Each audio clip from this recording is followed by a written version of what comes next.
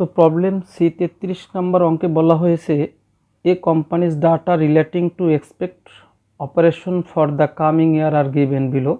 আমাদের এইখানে কিছু প্রশ্নের তথ্য দেওয়া আছে। সেলস 1 লক্ষ ইউনিট, 8 লক্ষ টাকা, পারচেস প্রাইস অফ প্রোডাক্ট 3 লক্ষ টাকা, কমিশন 10% অফ সেলস, অর্থাৎ ওই যে সেলস আছে 8 লক্ষ টাকা, ওই 8 লক্ষ টাকার উপর 10%-এ 80,000, তাতে যোগ করে হলো আমার 3,80,000, বিয়োগ করে আমাদের দেখো প্রশ্নে 8 লক্ষ থেকে 3,80,000 টাকা বাদ দিয়ে বের হয়েছে 4,20,000। এটাকে বলা হয় কন্ট্রিবিউশন মার্জিন।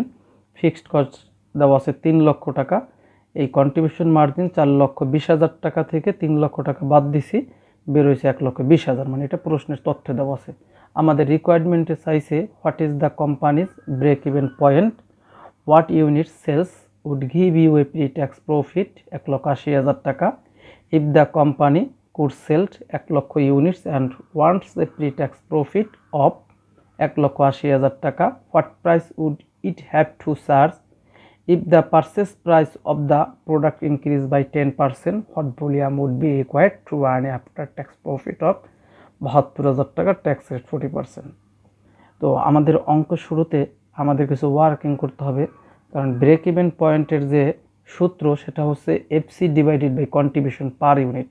প্রশ্নে দেখো কন্ট্রিবিউশন মার্জিন দেওয়া আছে 4,20,000, বাট পার ইউনিট দেওয়া নাই। তাহলে আমার ওয়ার্কিং করে বের করতে হবে, যেহেতু সেলস ইউনিট দেওয়া আছে 1 লক্ষ ইউনিট আর কন্ট্রিবিউশন 4,20,000, তাহলে ওই কন্ট্রিবিউশনকে 4,20,000কে সেলস ইউনিট 1 লক্ষ দ্বারা ভাগ করলে আমার কন্ট্রিবিউশন পার ইউনিট পাবো। এরপর selling price per unit, selling price প্রশ্নে দেওয়া আছে 8 লক্ষ আর সেলস ইউনিট দেওয়া আছে 1 লক্ষ, ভাগ করছি বের হয়েছে 8 টাকা। Variable cost per unit, variable cost বলতে পারচেস প্রাইস 3 লক্ষকে ওই সেলস ইউনিট 1 লক্ষ দ্বারা ভাগ করছি, তাতে 3 টাকা।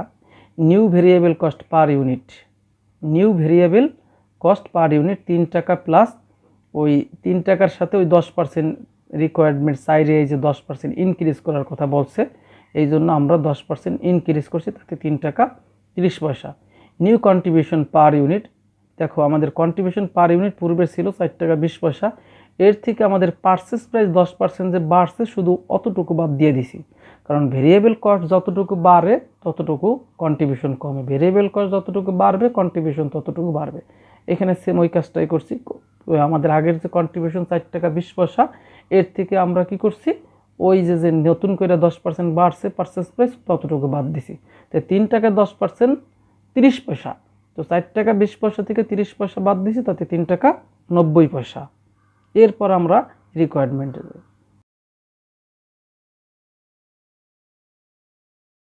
রিকোয়ার্ড একে বলছিল break even point, what is the, এই যে what is the company's break even point.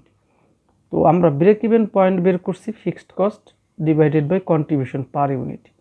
প্রশ্নে ফিক্সড কস্ট দেওয়া আছে 3 লাখ টাকা আর কন্ট্রিবিউশন পার ইউনিট আমরা ওয়ার্কিং একে বের করছি, যেটা আমি এই যে সামনে লিখে দিছি নোট 1 বা W1 দিলেও হইবে, 4 টাকা 20 পয়সা। তো 3 লক্ষ টাকাকে 4 টাকা 20 পয়সা দ্বারা ভাগ করছি 71,429 ইউনিট। এরপর আমরা টাকা বের করছি বিইপি বা ব্রেক ইভেন পয়েন্ট ইন টাকা। টাকা বের করলে ইউনিট বের করা থাকলে টাকা বের করা সহজ, কারণ ইউনিটকে আমরা সেলস পার ইউনিট দ্বারা গুণ করলেই বিইপি টাকা পাবো। তো এই জন্য আমরা বিইপি ইউনিট আমরা প্রথমে বের করে নিচ্ছি, তাতে বের হয়েছে 71,429 unit into selling price per unit 8 টাকা, যেটা ওয়ার্কিং একে বের করে নিছি 8 টাকা, তাতে 5,71,432 টাকা। এটা হচ্ছে বিইপি বা ব্রেক ইভেন পয়েন্ট টাকা। 2 নম্বরের রিকোয়ারমেন্ট চেয়েছে what unit sales would give you pre tax profit of 1,80,000। এটাকে বলা হয় রিকোয়ার্ড সেলস বা টার্গেট সেলস।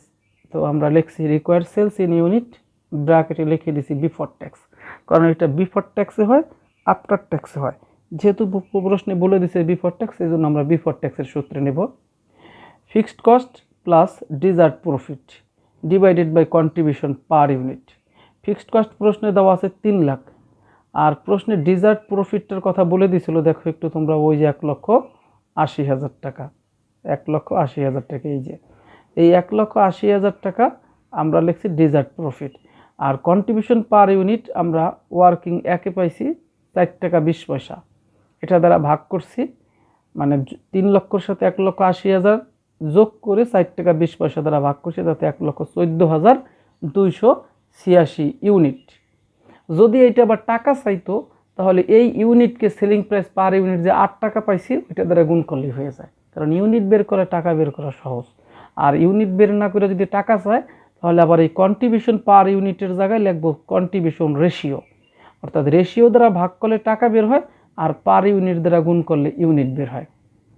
এরপর রিকোয়ার্ড 3 বলছে if the company could sell 1 lakh unit and wants a pre tax profit of 1,80,000 what price would have to charge, এক ইউনিটের selling price কত টাকা। তো এটা আমরা দেখি।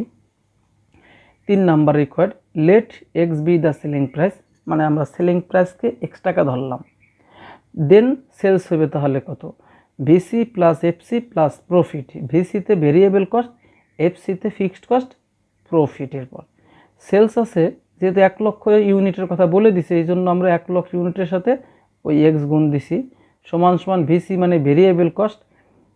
ভেরিয়েবল কস্ট প্রশ্নে পারচেস প্রাইস দেওয়া আছে 3 লাখ 1 লক্ষ ইউনিটের, এই জন্য ওই 3 লক্ষ টাকা নিলাম, প্লাস প্রশ্নে একটু দেখো তোমরা একটু খেয়াল করে, এই যেখানে বলে দিছে পারচেস প্রাইসের পরে কমিশন 10% অফ সেলস, এই জন্য আমাদের এই রিকোয়ারমেন্টে যেহেতু সেলস আছে 1 লক্ষ এক্স, এইটার উপর আমরা 10% ধরছি, প্লাস এফসি 3 লক্ষ টাকা প্লাস প্রফিট 1,80,000, বা এই 1 লক্ষ এক্স সমান সমান এই 3 লক্ষ, এই 1 লক্ষ এক্সের 10% হয় 10,000 এক্স প্লাস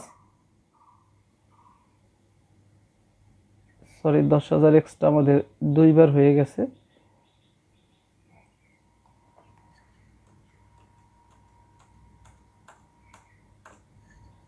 তো 10,000 এক্স প্লাস এই 3 লক্ষ প্লাস এই 1,80,000। তো এই 1 লক্ষ এক্স এই 10,000 এক্সকে আমরা লেফট সাইডে নিয়ে আসছি, সমান সমান এই 3 লাখ আর এই 1,80,000 যোগ করে হয়েছে 7,80,000।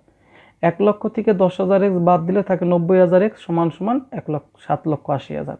এক্স এই পাশে রেখে আমরা 90,000 দ্বারা 7,80,000কে ভাগ করছি, তাতে এক্সের মান বেরিয়েছে 8.6 মিনিটে অ্যাপ্রক্স, মানে দশমিকের পরে 6 অনেক আছে, তো যার কারণে আমরা 2 দশমিক পর্যন্ত নিচ্ছি। এটাই হচ্ছে আমাদের মানে 1 ইউনিটের বিক্রয় মূল্য। রিকোয়ার্ড সাইডে বলা হয়েছে if the purchase price of the product increase by 10% what volume would be required to earn a after tax profit of 72,000 টাকা, ট্যাক্স রেট 40%।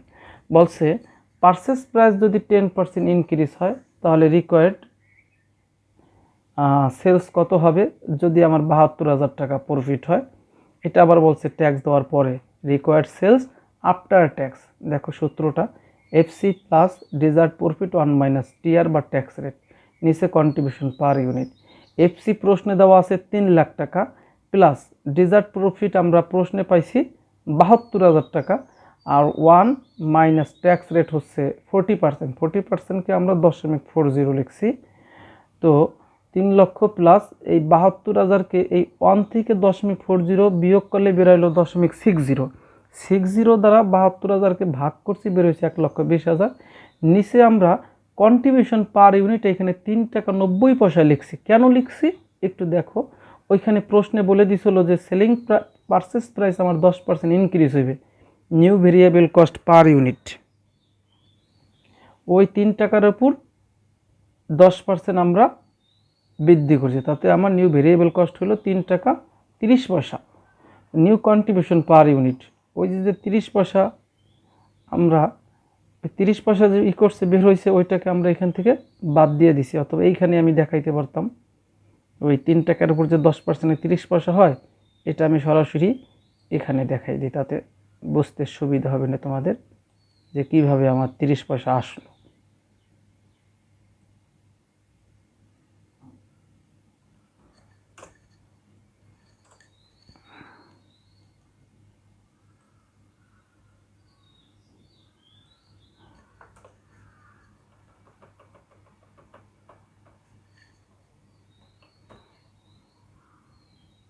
তো এই 3 টাকার উপর 10% 30 পয়সা, 4 টাকা 20 পয়সা থেকে 30% বাদ দিয়ে দিছি, বের হয়েছে আমার 3 টাকা 90 পয়সা।